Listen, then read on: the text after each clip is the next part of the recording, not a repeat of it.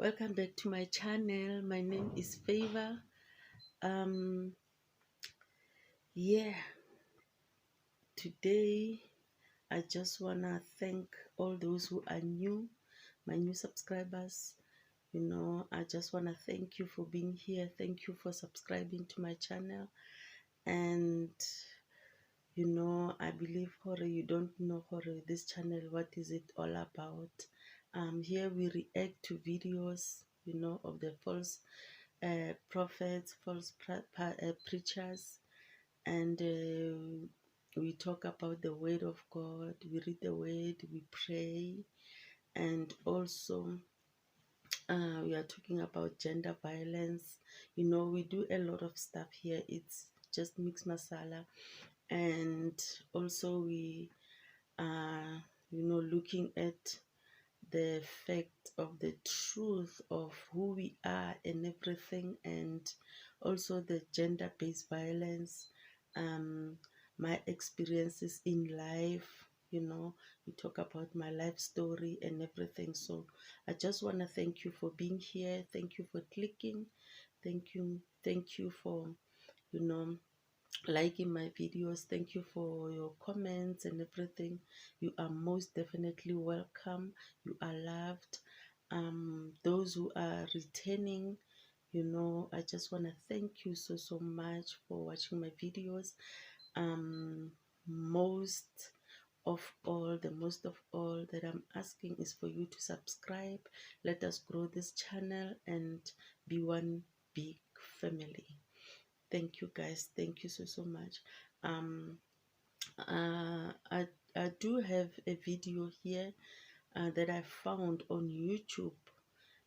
I want you guys to listen to this video, and please watch it and let me know, what do you think about it?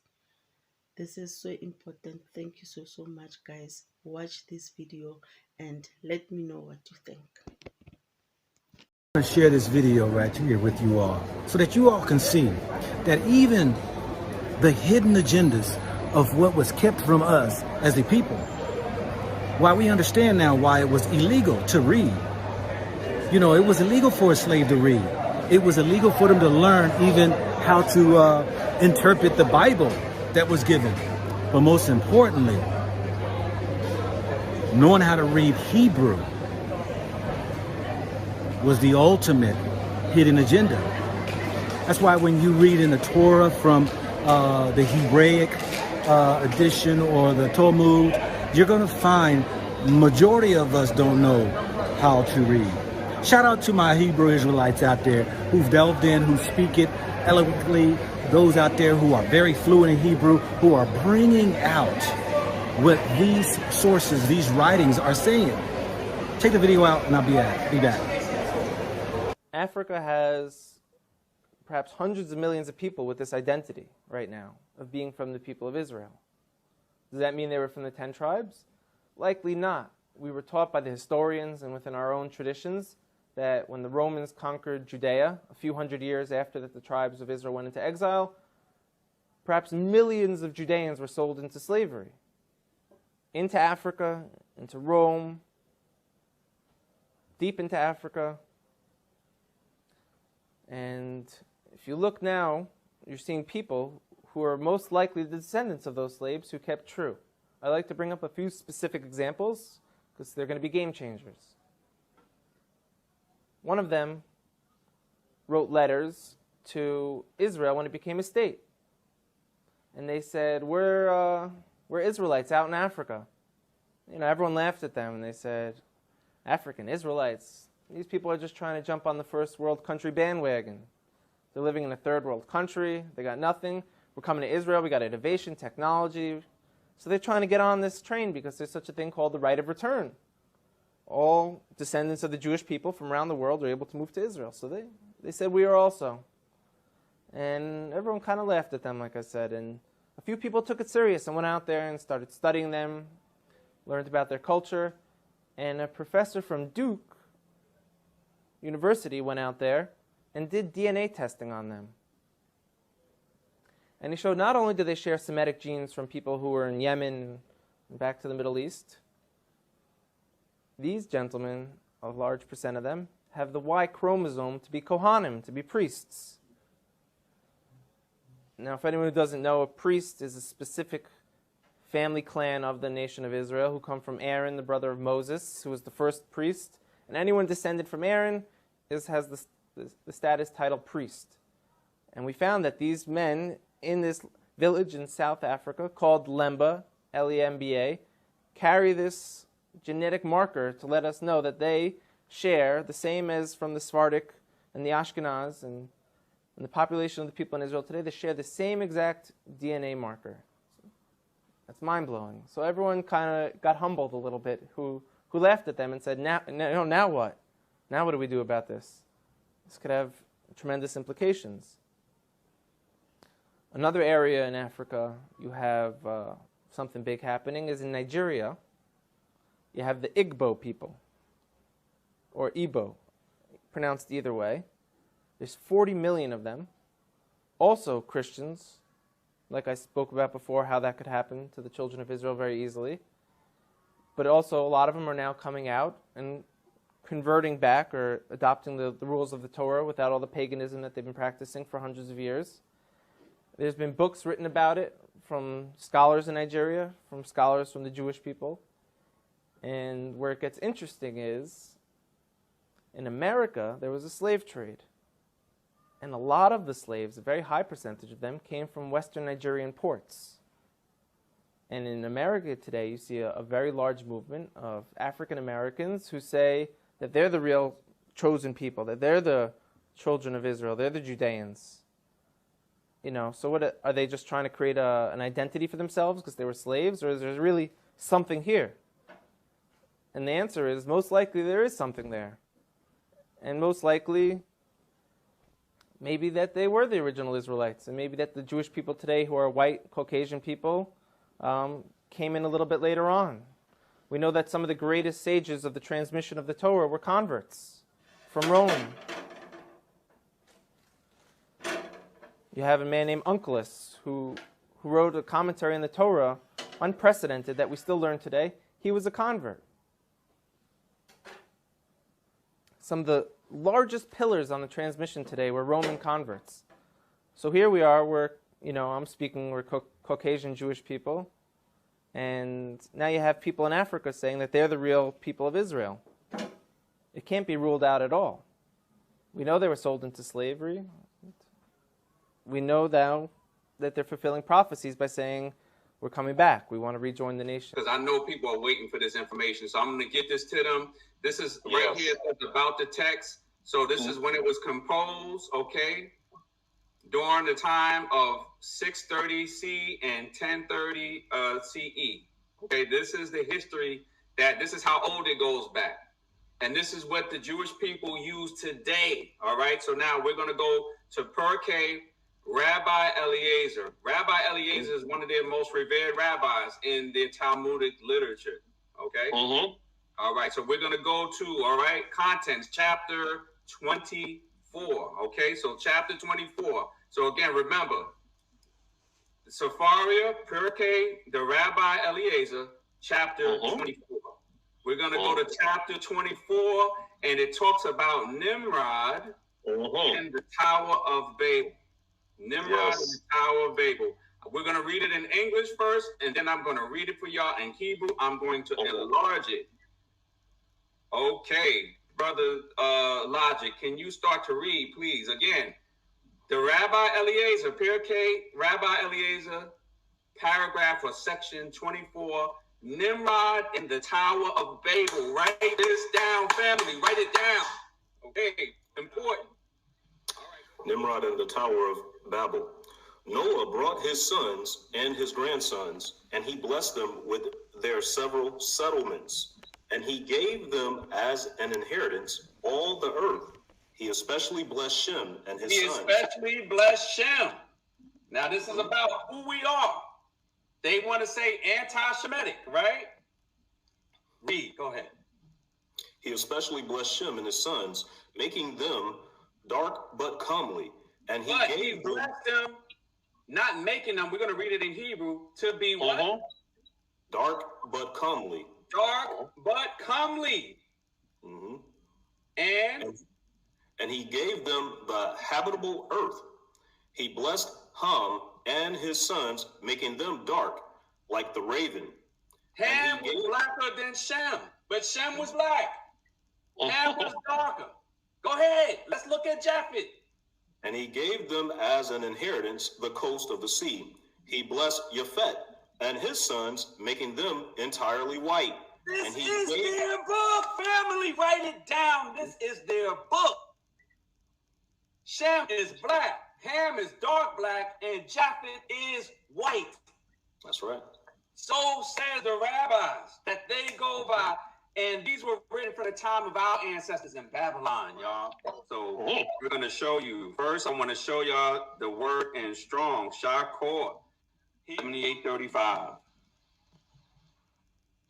This is why they don't want us knowing Hebrew, y'all. Okay? All right. Okay, so now it's on the screen. Let me see if I can enlarge it. I might not be able to with this, but this is what we're looking at, okay? 87835 on the screen. Shakar, a primitive root through the idea of duskiness or early dawn to be dim or dark in color. But what does it mean here, family? What does it say? To be black. To be black. To be black. Shakor means that you are black. Okay? Yes. The letters are Sheen, Chaf, and Resh. Shakor. Three. That's the root. Sheen, Chaf, Resh.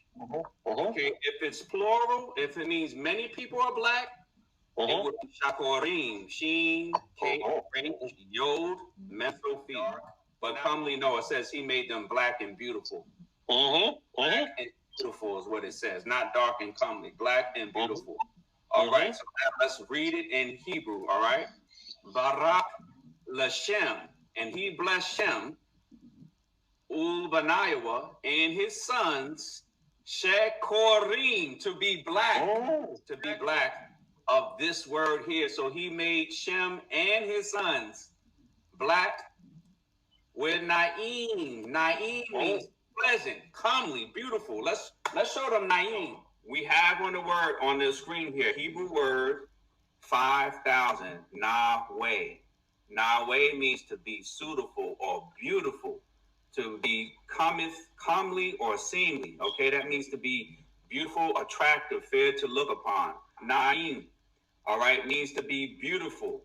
All right, so Shekorim with Naim, black and beautiful. So this is what we're reading. Again, we're reading from the Talmud, all right? We are in, let me show you the chapter 24, right? Of Rabbi de Eliezer, chapter 24, okay? Nimrod in the Tower of Babel. This is how you spell Ham in Hebrew. Chet Mem. And to Ham, Ubaniah, and to his children, Shekorim Ke Orev. He is black like a raven. So the Hamites were jet black. Shem is black. Ham is jet black. Okay? What Han-Hilam, and they shall inherit Kuf, Hayam, the edge of the sea. Barak le-Yafet. This is how we say Japheth in Hebrew, Yafet. So the blessing for Japheth, Ubaniah, and to his children, Kulam Livani.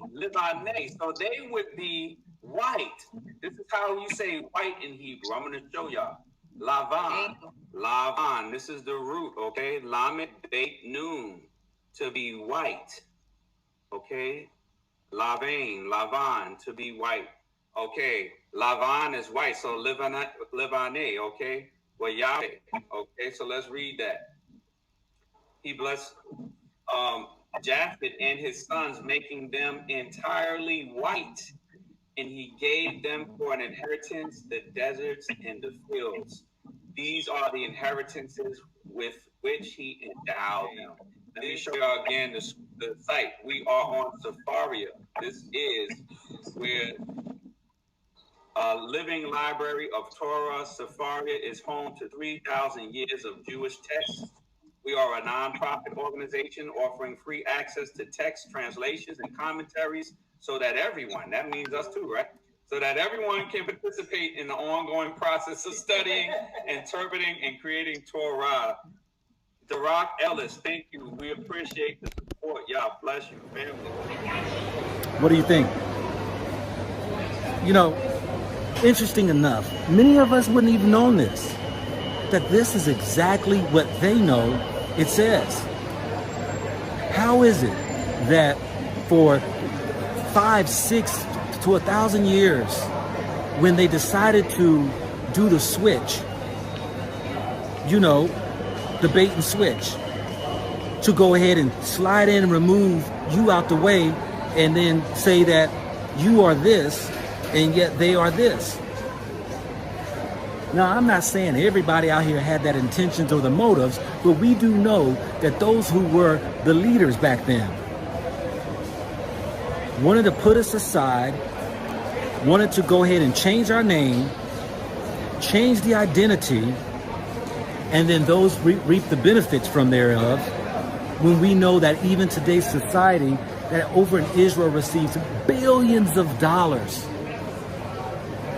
from the sympathies of their horrific Holocaust that happened to them from around the world. But what do we reap? What do we have? What do we have for what we endured, our people?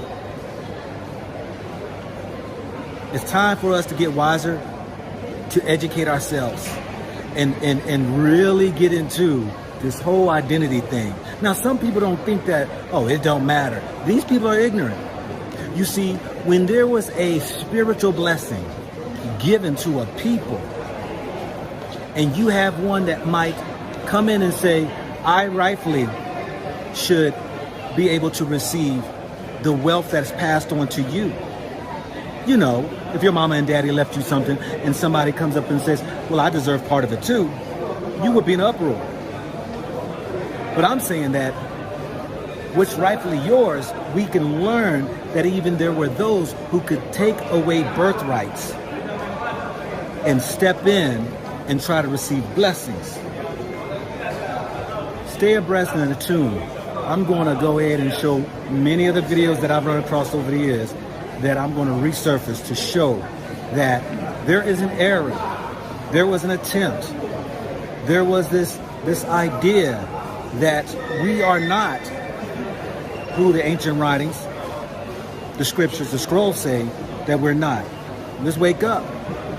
Come to the truth, family. This is your man, not your boy.